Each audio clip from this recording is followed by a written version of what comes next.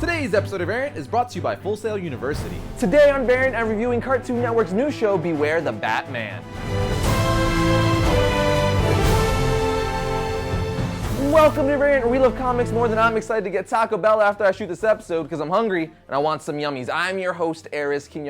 Several episodes ago, I gave you guys my thoughts on Cartoon Network's DC Nation as a whole, which included my thoughts of Beware the Batman based on promo images and the teaser trailer we were shown at the time. But now that it premiered this past Saturday, I'm going to give you guys a full-blown review of what I thought of the show, which may have some spoilers in it, so you've been warned, and tell you guys how I think it holds up thus far compared to other DC Nation cartoons we've had in the past.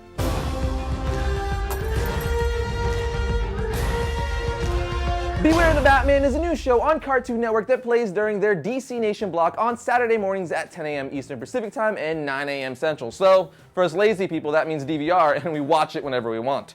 Now, I've said before that I was a little worried about the show based on all the initial promo images and the teaser trailer we were shown, but now that I've seen the first episode titled The Hunted, I have officially formed my opinion. And my opinion is, I think the first episode was great. It far exceeded my expectations. I was actually really surprised, as I wasn't really expecting to like it as much as I did. I just hope the series keeps being as good as the first episode was, because if it does, I think we're gonna have a pretty solid Batman cartoon. I just loved how the first episode really seemed to catch Batman's essence. Like the beginning scene of the episode where Batman is fighting thugs. He was all mysterious, moving in the shadows and using smoke to hide himself. He almost seemed more than a man, which is awesome because in the comic books and even the 1989 Tim Burton Batman film, thugs are always talking about Batman saying stuff like, "I hear he drinks blood," and just saying all sorts of stuff where they think he's not even human. So I just thought that was depicted very well in the opening scene of this first episode. I also really liked how they showed how BA Batman is. For instance, Batman gets his shoulder popped out of place and he just slams it against the truck to pop it back in. I don't know about you, but anyone who uses a truck to slam their shoulder back in place is a BA motherfreaker. That's just manly. The actual music score within the series actually shocked me how good it was. To me, it sounded like legitimate action movie music, like something that could be used in a Bourne film. It definitely made the overall vibe of the show feel awesome and more mature, unlike shows like The Batman, which was an awesome series. I like it a lot, but the music within the show had a fun, eerie, whimsical feel to it. Definitely not as serious of a tone as Beware the Batman. The show also seems it's really going to capture Batman and Bruce Wayne's detective aspect pretty well, as we got some small glimpses of that already, so I just hope they keep focusing on that. The Batcave also looks pretty cool, nothing mind-blowing or anything, but nonetheless pretty cool. They're also going the Batman Earth 1 route of Alfred, where he's ex-military and special forces, and helping aid and train Bruce to fight and be Batman, which explains why in the teaser poster for the show, Alfred is holding guns. Because in Earth 1, Alfred likes guns, being ex-military, and tells Bruce to carry a gun instead of a belt full of, at the time, untested gadgets. Which I don't really mind this take on Alfred. I did really enjoy the Batman Earth 1 graphic novel. It was a fun new take on the Batman mythos, so the fact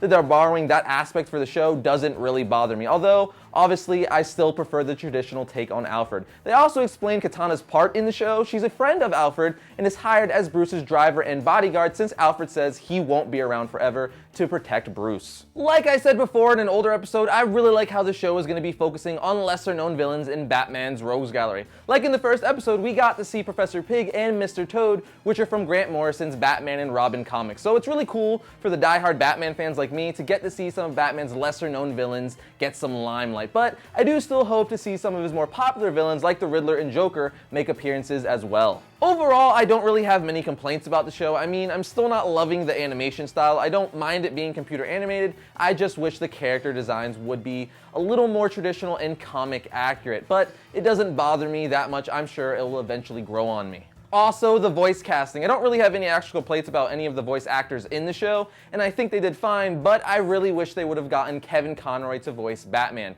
He will always be the voice of Batman to me, and I think he is long overdue to voice Batman in a Batman cartoon series once again. I mean, in my opinion, he's more of Batman to me than Michael Keaton or Christian Bale. When I read Batman comics, he's the voice I hear in my head, which I'm sure I'm not alone in. He is Batman to me. In comparison to more good DC Nation cartoons like Green Lantern the Animated Series and the Young Justice cartoon, I think it holds up pretty good. Although Young Justice was extremely good, so only time will tell if Beware the Batman will be just as good as Young Justice. But in conclusion, the show is not as kiddie as I thought it was going to be, which I'm extremely happy about, and it's definitely good for kids and even adults will enjoy it. So, like I said earlier, if the series stays as good as this first episode, we're going to have a pretty solid Batman cartoon series.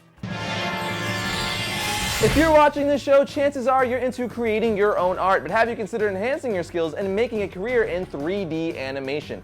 Full Sail's computer animation program was designed to prepare you for a career in this exciting field by expanding your abilities as an artist and learning the latest tools, applications, and design theory used to create 3D content for different media. You'll not only be able to take your art in new directions, but also put your skills to work realizing and sometimes even improving the creative vision of others. All Full Sail students receive a laptop preloaded with industry software at a deep institutional discount.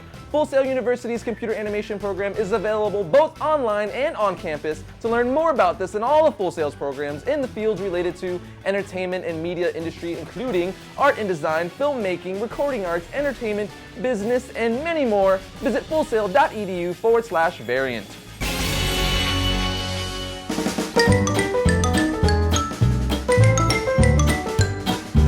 Did you know Tim Curry, who was in great movies like Clue and Home Alone 2: Lost in New York, was the original voice actor for the part of the Joker on Batman the Animated Series? He actually recorded several episodes for the series, but the studio later decided to give the role to the infamous Mark Hamill before they premiered the series due to them thinking Tim Curry's portrayal wasn't kid-friendly enough, and it would likely scare younger audiences. Apparently it was way more of a darker, creepier approach, probably something similar to Pennywise, the creepy clown he played in 1990's It. And if so, I think the studio is right that younger kids would have been a little frightened from Curry's approach. Anyway, I'm just happy that Mark Hamill got the role, as his portrayal of the Joker is my all-time favorite. Kevin Smith said it best when he called him the people's Joker. He hit that nail on the head.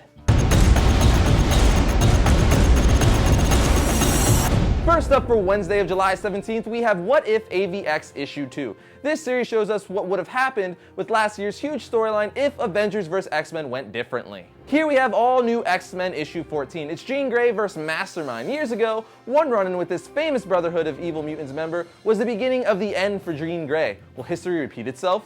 Now we have Batman 66 issue 1. We're thrown back to the swinging 60s as DC Comics reimagines their classic Batman TV series in comic form for the first time. These all-new stories portray the Caped Crusader, the Boy Wonder, and their fiendish rogues gallery just the way viewers remember them. Definitely should be a fun series. And finally, we have Justice League of America issue 6. This is the second chapter of the Trinity War. The first chapter was great and took place in Justice League issue 22. But now this crossover series continues as all three Justice Leagues go to war with each other. Well, that brings another episode to a close. But remember, you can like our Variant Facebook page to keep up with the show and all things comic related. You can also follow me on Twitter at twitter.com/Arris_Quinones. I'm always down to talk to you guys or answer any questions you may have. But I'll see you guys next week when I talk about all things comics. Complaints about the show? I mean, you're an idiot.